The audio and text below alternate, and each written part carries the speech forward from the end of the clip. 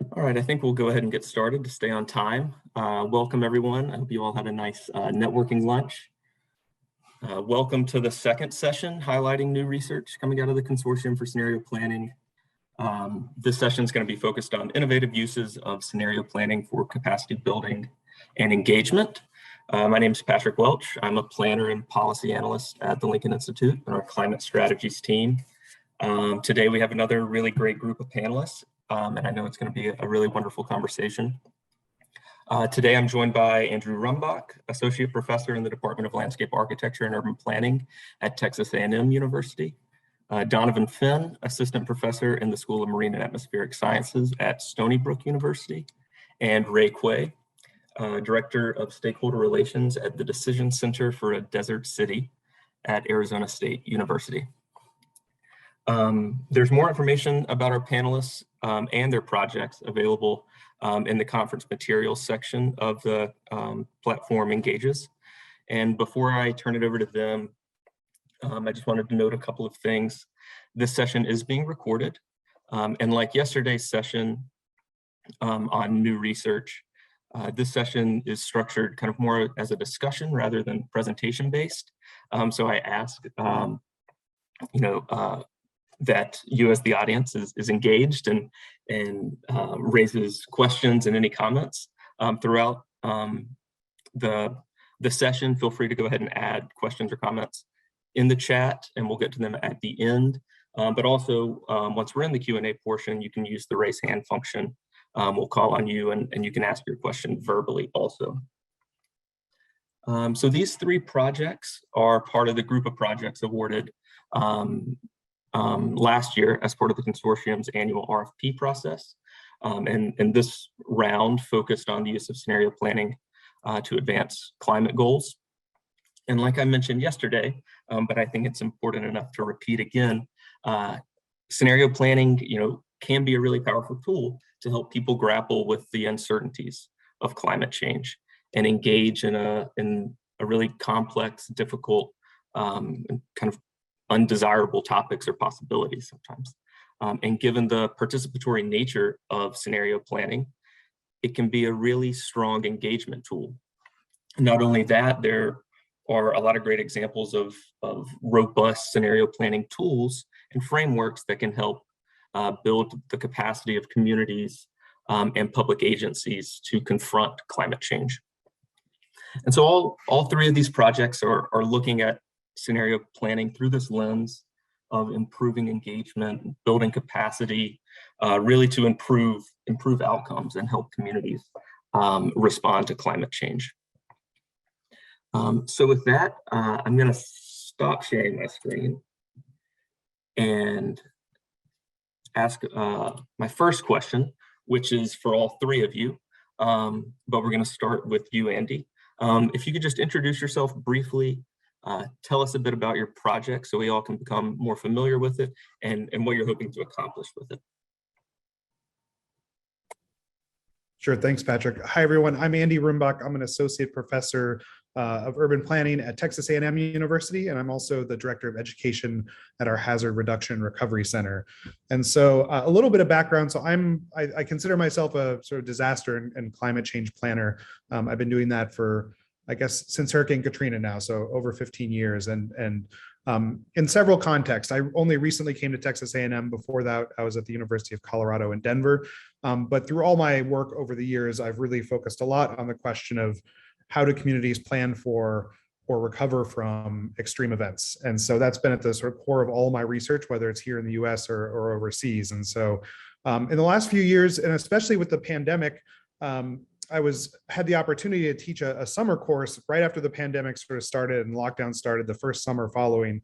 And we were thinking about small town and rural communities in Colorado, and we were thinking about how are they going to plan for this pandemic? What does their recovery strategy start to look like? And at that point in time, if you can put yourself back in May or June of 2020, there was so many uncertainties for these small towns in terms of the length of the pandemic, impacts on different aspects of their visitors, all of these questions that really challenged these towns and how they were going to respond. And so we were thinking about, well, how does traditional disaster recovery theory or disaster recovery planning approaches, how might that inform pandemic recovery. And in a lot of ways, myself and the students and in this group, we were exploring how inadequate a lot of our methods that we use for traditional disaster recovery work were for the pandemic with all the uncertainties that it brought in. And so we started to look for more planning under conditions of uncertainty models, including scenario planning. And I think out of that and out of a lot of those conversations that summer came this interest in, well, we know that small town and rural planning is very different. And we've have many, many years of critiques and dialogue from small town and rural planners who feel marginalized or are marginalized within the larger field of urban planning, and feel that there's a strong disconnect between the methods and approaches of urban planning in small town contexts. And so, building off of that and thinking about scenario planning as a potential tool for thinking about uncertainty, we also noticed that scenario planning itself, there was not a ton of, there's a lot of great emerging literature about scenario planning, but not a ton of it focused on the specific aspects of doing that within small town and rural places. And so we decided to put forward a proposal to study especially the sort of promises of scenario planning in a small town and rural context. How have scenario plan processes gone? Do they meet the specific needs or the specific challenges that many small town and rural places face, and especially in the context of climate change planning? I will say that our original project proposed to look at cases of scenario planning in small towns and rural places and sort of document those and do a comparative case study analysis of different places. We actually really struggled through a lot of different outreach efforts to find any examples of true small town, not true in the sense of the kinds of small towns we're interested in looking at, not the small municipality that's part of a large metro area, but instead in a small town like those you would find in rural Colorado, for example. And so our project has shifted a bit, and we are now looking at, rather than thinking about how well it has gone, really digging into the small town and rural planning literature, really digging into the scenario planning literature, and looking at how the sort of methodological, epistemological approaches and assumptions about scenario planning fit within that rural planning and rural development literature. So we'll have a lot more to come, and I can say a lot more about some of the details, but that's the project in a nutshell. Awesome, great, Andy. And I guess that raises a good kind of call for any examples of small town scenario planning for resiliency, if anyone knows of those. I know you'd be interested, and I'm sure a lot of others too. So now we'll move Donovan to you. Similar question, brief introduction to yourself and the project and kind of what you're hoping to accomplish with the project. Sure. So like Andy, I am a urban planner. I teach in a school of marine and atmospheric sciences, but I'm a planner by training. And I also have a background during my PhD at the University of Illinois. I worked with Lou Hopkins and Brian Deal. I did a significant amount working on regional land use change modeling. And I'd always been interested in scenario planning and sort of planning support systems. I'd gotten away from that work a little bit, but then when I started working at Stony Brook with more of my atmospheric science colleagues, there's a big push within the atmospheric sciences right now to make their work, to make their science actionable and useful for the public. And so we started having a number of conversations. A project kind of spun out of that then has kind of a piece of it has evolved into this project. And so really what we're looking at in this project is kind of like an input-output kind of dynamic. One, we're trying to understand, this is the larger project, by the way, understand how climate science can be made more usable for urban planners.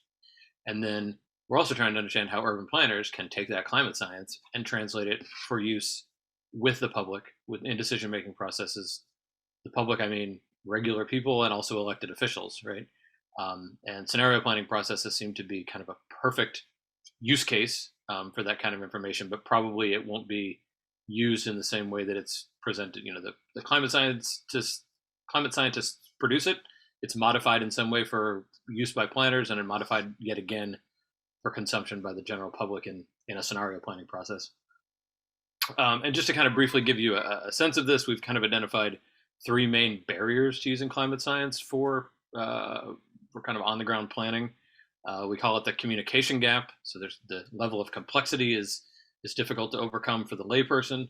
The nomenclature is different between different disciplines.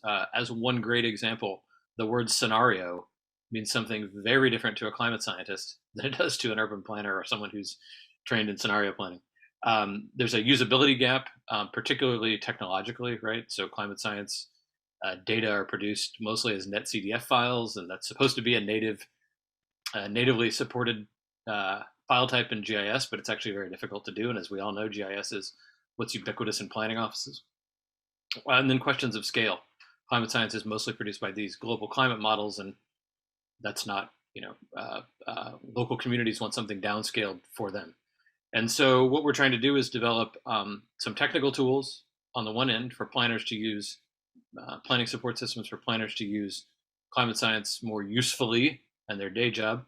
And then in the evenings when they're doing scenario planning processes, develop some tools. I think we're engaging the robust literature on the use of narrative in climate change communication to think about how we could use narrative to present climate change related data to communities through a scenario planning process.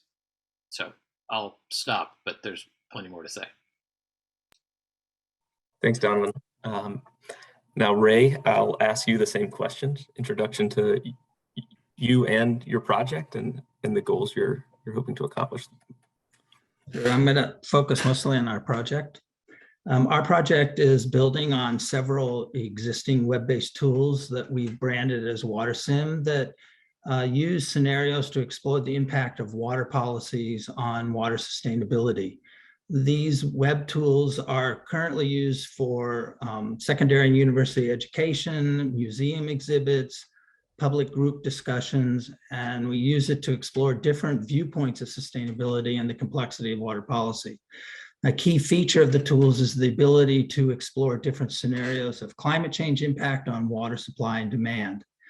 I've included a link in the chat to one of our WaterSim web tools. It's one of the ones that's used here by secondary and university classes to, again, explore water sustainability. Our project will create a new tool based on these tools that will add policies that integrate land and water management and add exploratory scenario analysis visualizations. Our existing tools really focus on iteratively looking at what-if type scenarios.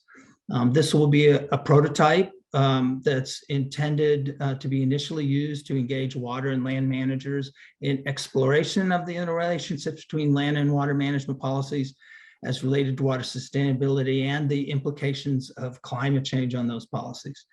The prototype tool will be based on a water sustainability model for the Colorado River Basin that's modeling 24 different regions and will probably model 2 or 3 cities as well. The policies will include urban, agricultural, industry, power, efficiency, surface water management, groundwater management, desalination, reclaimed water, water harvesting, assured water supply rules, urban form, residential density, and population growth or population decline. Water sustainability indicators will include the indicators of metrics of economy, metrics of the environment, metrics of groundwater, efficiency by use, and metrics of how adequate water supplies are meeting long-term needs. Our goal for the tool is twofold. First, we want to help land and water managers better understand the concept of integrating land and water management, particularly as related to their efficiency or effectiveness under climate change. And second, we want to introduce water and land managers to the concepts of what-if scenario and exploratory scenario analysis. The what-if scenarios, again, will allow users to interactively explore individual types of scenarios one at a time, so they can try to explore different types of policies and in individual scenarios. But the exploratory scenarios will allow users to do analysis on hundreds of scenarios at once. The scenarios would be based on ranges of policy options and climate change.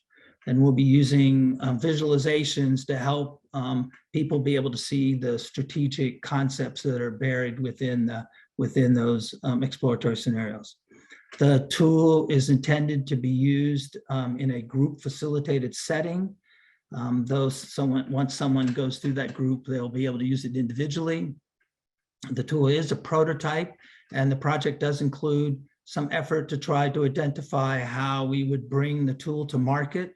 So different groups could use the tool in a variety of events, bringing land and water managers into group settings. And I certainly can go on, but I'll leave it at that. Thanks, Ray. I know we'll have more time to kind of dig into it more too. So Andy, I'm going to come back to you for another question. So you argue that traditional planning and even traditional scenario planning approaches really haven't served small and rural towns well or adequately. How are the needs different in these contexts, particularly thinking about responding to climate change, and how, if at all, has this contributed to their vulnerability? Sure, thanks. So I will say that, we're not 100% sure if Explore or if scenario planning has not served them well, and that's a good question to ask. The question is maybe there haven't been many opportunities yet, and so the experience is still waiting, but we think it's a great match, and that's, I guess I'll put it in that context. So there's a lot to say about the traditional mismatches. There's three that we focus on. So I'm working with Natasha Albert, who is a master's candidate at the University of Colorado, Denver. And so there's three kind of categories of things that make small town and rural places different in a planning context, that also challenges some of our traditional urban planning approaches, assumptions, training, et cetera. So the first is all around questions of information. And I think that Donovan started hinting at some of this as well, but a lot of the information we use in our sort of standard urban planning approaches to communities just either aren't available at the small town and rural scale, or are actually sort of really work to obscure some of the key challenges that you face. And so a great example of that is when we do risk analysis for hazard mitigation planning or climate planning, we're often using census categories in order to think about things like which groups are most vulnerable and least vulnerable, or where should we look for risk hotspots. But if you're looking in a small town or a rural place, often those census categories are so collapsed that they wipe away any geographic differences between groups of people. And so you end up with these relatively useless analyses, and yet that's the analyses that are often put forward. And there's lots of examples of that where the information that we're trained to use doesn't match well, and then we're not trained to use the kind of information that's actually accessible and available in small town and rural places. Things like local history, things like people's memories and oral accounts of past disaster events, things like sort of social networks and how social networks operate. And so it really requires a sort of a shift in how we think about information and what information is useful within planning. Another set of categories has to do with capacities. And again, that's a similar point, but small town and rural places are governed differently than larger places. And the assumptions that we have about who does what and what do they have background and training in and who are they responsible to are very different oftentimes in small towns and rural places. And that can be the classic, planner who's also wearing the hat of the public administrator, is also wearing the hat of the ambulance driver, or it can be, again, different responsibilities within institutions that are very specific to the place. And so there's real capacities questions, and there's also, I think, the questions of capacity. Small town and rural places, at least in my experience, are often driven much more in their planning agendas by external resources like grant opportunities or like funding or like position availabilities. And so again, our traditional approaches where we don't really think upfront about external resources, we think about that at the end, doesn't work very well in a rural planning context. We often have to think about planning being driven by external resources rather than sort of arriving at that at the end. And then, I'd say lastly, and this is, I think, in many ways specific to the climate change planning, we think about public engagement being different in small town and rural places. And some of the traditional engagement models that have become almost de facto within planning processes actually serve small towns and many, especially in conservative parts of the country, pretty poorly. Things like relying on public meetings for key public input is just not only an inefficient way to access people who are geographically dispersed, or it's also a pretty poor way to engage with a populace that might be more skeptical of institutions. And so scenario planning for that, exploratory scenario planning in that regard, seems to hold a lot of promise because it relies on different kinds of engagement that are much more based on one-to-one interactions, much more based on specific requests for information rather than sort of large group cattle calls to public meetings.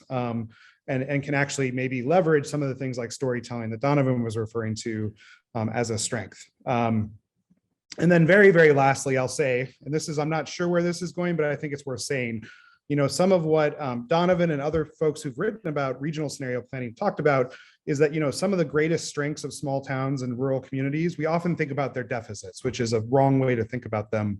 And that's probably also why planning doesn't serve them very well. But one of their greatest strengths is that they don't have to be nearly as locked into decisions as larger places. They don't have nearly as complex of infrastructure, of budgets, of other things where they need to be locked into 30-year plans and long-term decision-making. Even things like land use, the zoning may not make sense in some places because they're much more able to flexibly respond to opportunities, flexibly respond to conditions, flexibly respond to uncertainties. And so again, that strength is not really built into the traditional planning model, which really wants to set everything in its lanes. And I think it's a strength that really needs to be explored more in the climate space. Yeah, thanks, Andy. That was great. I think a lot of that kind of tees up this next question for Donovan. Well, you were mentioning the three different gaps you were kind of hoping to reduce in your project, and kind of I kind of see it as two key disconnects between climate scientists and planners, and that data and information, and then another between the planners and the public or decision makers, the kind of communication piece. I was wondering if you could speak to what you think is the more difficult one to resolve, and kind of how you're hoping this project will resolve that. I think every planner knows the public part is harder. I mean, one of the things that among the many things that we've discovered in working on this project is, we've come to an acknowledgement that planners are, they are a technically sophisticated audience. They're just not climate scientists, but typically they're technically sophisticated enough to understand, uncertainties and some of the things that are kind of inherent in understanding,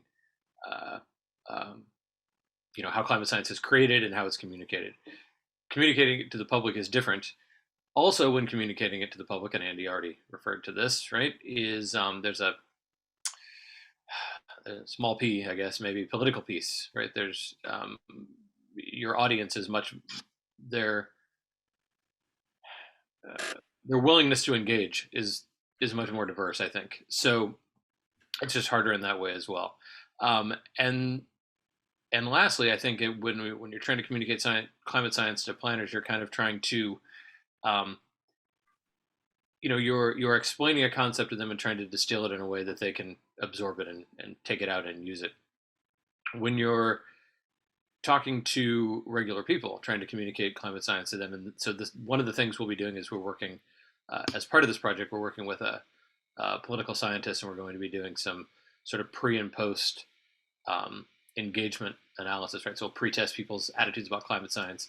Then we're developing this sort of storyline approach, and then we'll test them again afterwards and see if their attitudes or even understandings of climate science have changed.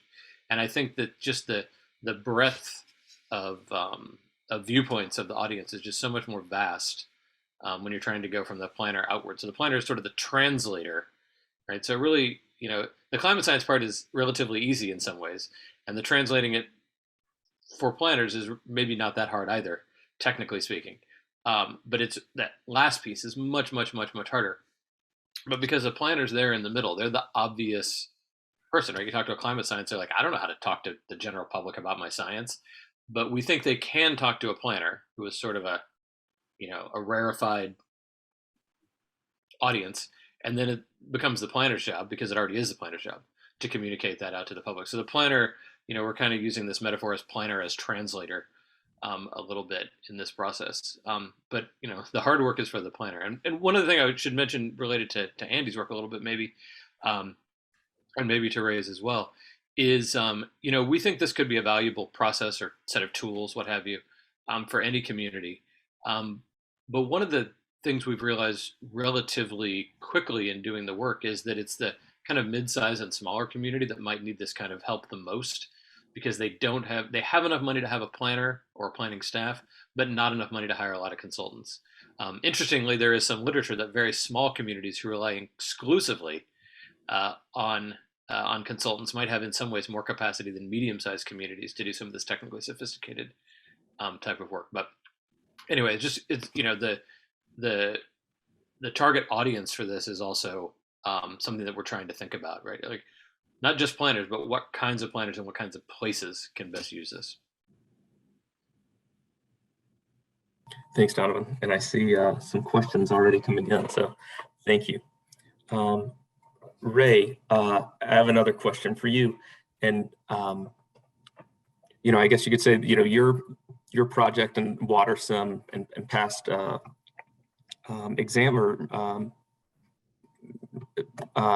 examples of WaterSim have kind of looked at this disconnect between land use planners and water managers.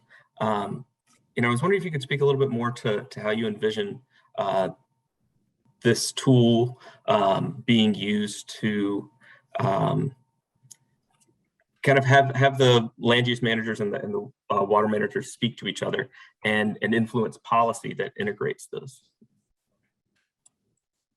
Yeah, so one of the things that we found the tool is extremely useful for is helping people explore different viewpoints. Because visually and very quickly you can represent in a scenario a particular viewpoint about water sustainability, and then you can test that against different things, and you can explore an agricultural viewpoint or an urban viewpoint or environmental viewpoint. And doing that in group settings where you can do it quickly really helps people to understand those different viewpoints. And so one of the things that we think will be useful is to help water managers understand the viewpoint of planners and planners to understand the viewpoint of water managers. So I think that'll be important. The other thing is that when you talk about integrating land and water, you're now increasing the complexity of the issues you have to deal with, because you have the uncertainties associated with land and the uncertainties associated with water, which either one often is not experienced at working with or doesn't understand. And so the tool helps them explore those complexity as well.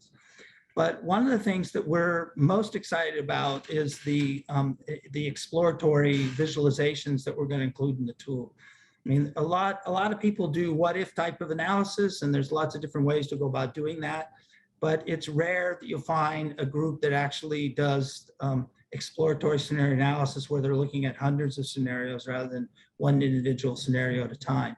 And this tool allows them to do that with the issues that they're interested in and the policies that they're familiar with, actually generate hundreds of scenarios and look at visualizations to try to analyze, we call those advanced scenario analysis visualizations, to see those strategic points that are important. One of the things that comes out of most of our engagements with students or with public groups is that they begin to think strategically about things, that they see strategic concepts that emerge from when they're looking at the scenarios that will be useful for them to carry forward. And the exploratory scenario analysis and the visualizations often reveal very important strategic things about the issues that they're dealing with. And so having a tool where they can actually begin to learn about that. This is really a learning tool. It's not meant for some city to use to develop the policy for their plan. It's really meant to be more of a learning experience so they can take these ideas and these concepts back and integrate them within their own planning processes. Thanks. It looks like we already have some questions coming in the chat. So I will go ahead and jump to those. We have about 15 minutes left that we'll use for kind of audience Q&A. The first one is for you, Donovan, from Jennifer. Will there be a report out or set of recommendations, actions from this work? Hopefully a lot. We're working on a very first manuscript now that's just kind of a review of the work. And, hopefully we have a few more. And then, to be honest, I don't know, Patrick. I guess I might throw that back at you. I know I'll write a final report for you, but is the expectation that that'll be something publicly available on the consortium website, or I don't know? Yes. So these projects today and the projects the group of 4 projects that we had a session on yesterday, the idea is kind of the immediate product would become a Lincoln Institute working paper that would be available on our website. So yes. Yeah, so we're preparing some academic publications, and I also, my hope is to prepare something that I'll put on my own website that'll just be freely available. That'll be kind of a distillation of some of that stuff that's behind the paywall. But yeah, then my expectation is we'll have at least, we've already prepared something that I've submitted to Patrick that we hope maybe can become a Lincoln Institute or consortium publication, and hopefully a final report of some kind as well. So I guess you just have to keep Googling me to see what comes up. And I will also add a plug for signing up for consortium newsletters and Lincoln Institute newsletters, so you can be up to date on all the recent publications. The next question is for you, Ray. Catherine asks if you could speak to how the proposed tool kind of fits into the web of existing scenario tools like Envision and Invest.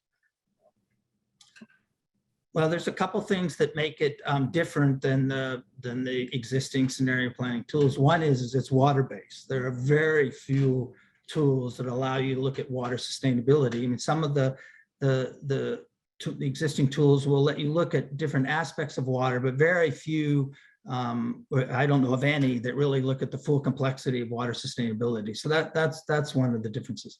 Another difference is that we really use the tool to accentuate the different types of viewpoints there are towards sustainability. And the tool's actually designed to bring those out so that people can understand them.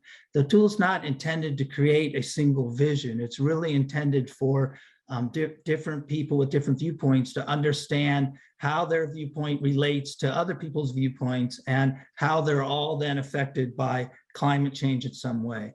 So it's a little different in that way. And then lastly, I don't know of any tools. I mean, I haven't looked at them in the last couple of years, but I don't know of any of the tools that actually do exploratory scenario analysis where you're able to run hundreds or thousands of scenarios, and then it does visualization on the results of all the scenarios as a whole. That's one of the key distinctions between a what-if type of approach and exploratory approaches. In an exploratory approach, you're looking at a group of scenarios to try to derive strategic concepts. So a good example we heard earlier, the robustness. It's very difficult to look at robustness when you're looking at scenarios one at a time, but when you're looking at 10 or 15 scenarios and you can find tools that work across all of them, you begin to identify robustness. There's lots of other types of things. It's, worst case, type of analysis, so this tool will actually present that exploratory analysis in a tool where you'll actually be able to see visualizations of 100 scenarios and be guided on how to look at those to try to derive strategic concepts. So I think it's going to be different in that way. If I'm wrong, if there's other tools out there to do that, I'd love to hear about them. You can put them in the chat. I'd love to hear that. Thanks, Ray. And I'm going to direct the next question to you, Andy, but also invite Donovan and Ray to add anything. This question's from Ayanu. She asks, that small towns, rural communities often have a lot of immediate and basic needs that they need to kind of focus on first.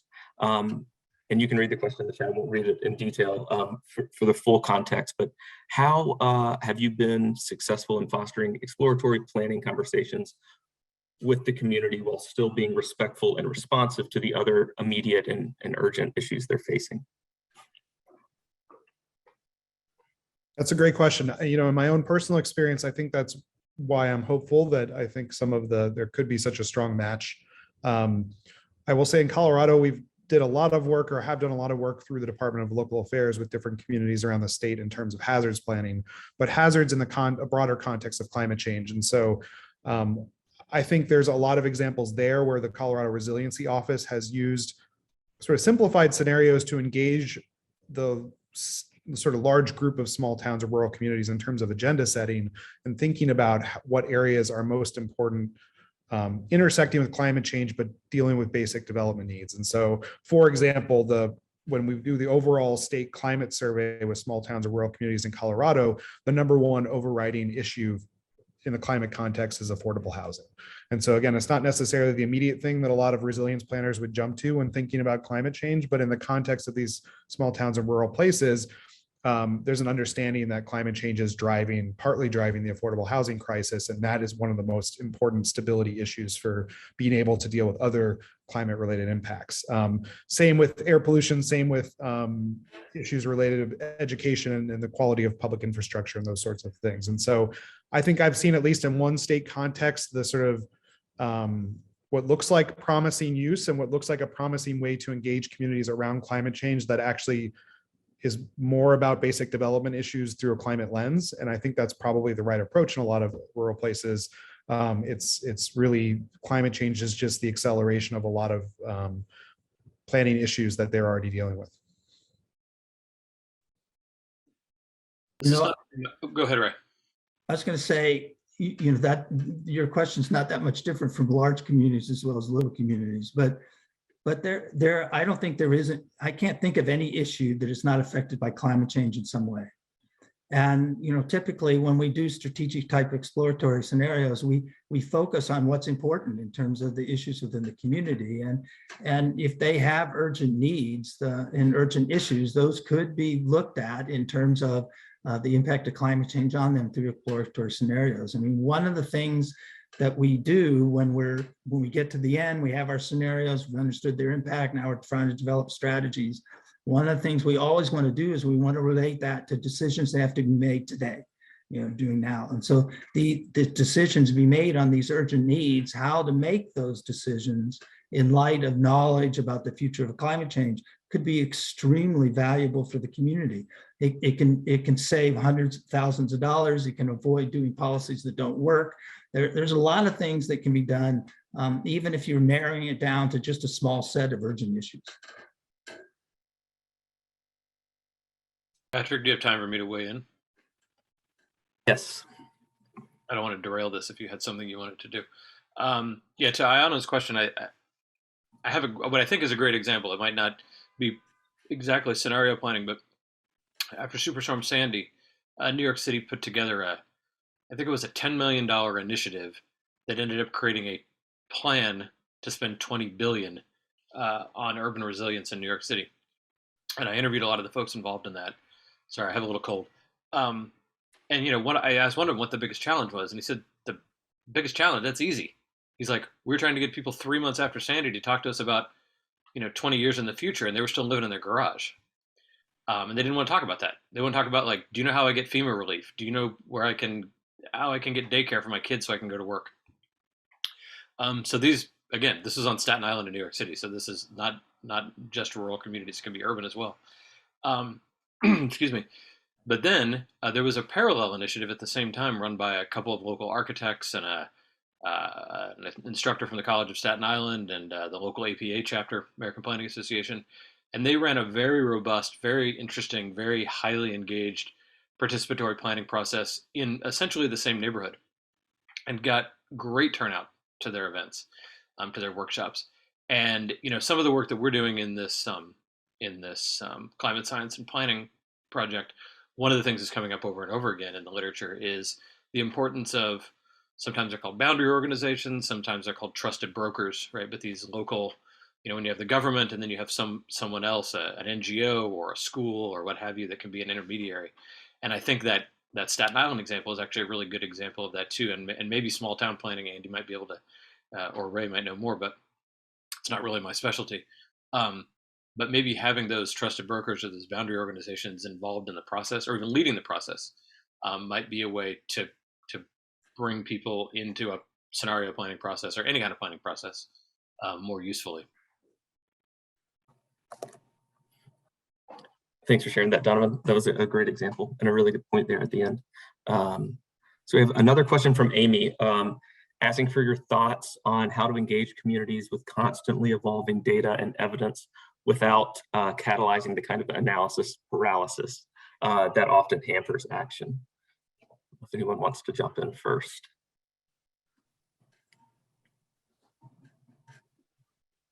Well, I was just talking, but I'll talk again. That's exactly the reason that we've been exploring this idea, because there's so much of it in the in the climate communication literature about the value of storytelling and narrative to communicate climate change risk. I mean, it's not an area that I know much about. I'm learning as I go, but that's really one of the main drivers that, from doing some informal interviews with planners, that was the analysis paralysis was really one of the things that they told us about. And so developing some sort of suite of tools that engages narrative in some way, and I have a colleague at Oregon who's doing some great work on this as well, that's where we're trying to go with this. And that's the least developed part of this project so far, full disclosure, but it's definitely where we want to move next.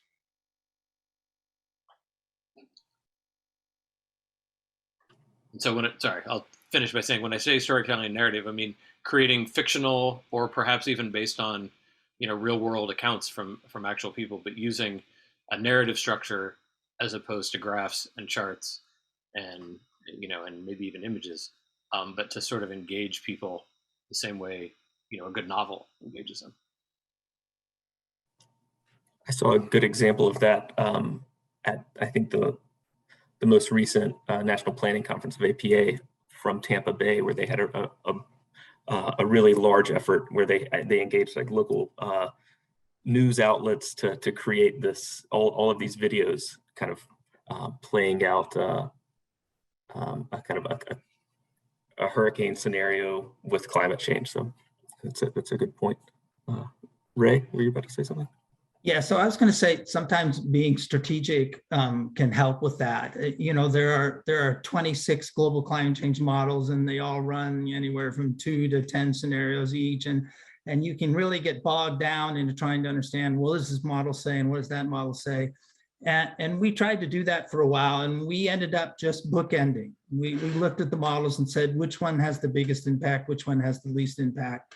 But let's look at those two and assume things in between there exist. And that's really simplify what you're doing, because you really often don't need the intensive data in between the two to be able to think strategically about what impacts climate change and have. So sometimes thinking strategically can really help you focus on and reduce the amount of analysis and data that you're actually looking at.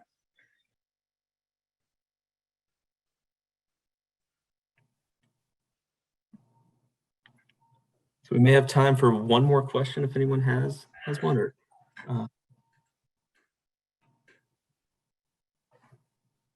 it would have to be a quick one. We only have another minute or two. Well, this has been a really wonderful conversation and discussion. Thank you to our 3 panelists, and thanks to the audience for the great engagement. As I mentioned before, I encourage you all to keep an eye on the Lincoln Institute website and the Consortium website to see kind of the end products of all of these projects. They're about halfway through now. So in the coming months, there should be more updates and other opportunities and other reports also. So please keep an eye on our website. And I also encourage you to attend the next session, which is going to be focused on yet other research coming out of the consortium. So thank you again, everyone. This has been wonderful. And I look forward to seeing you all in other sessions.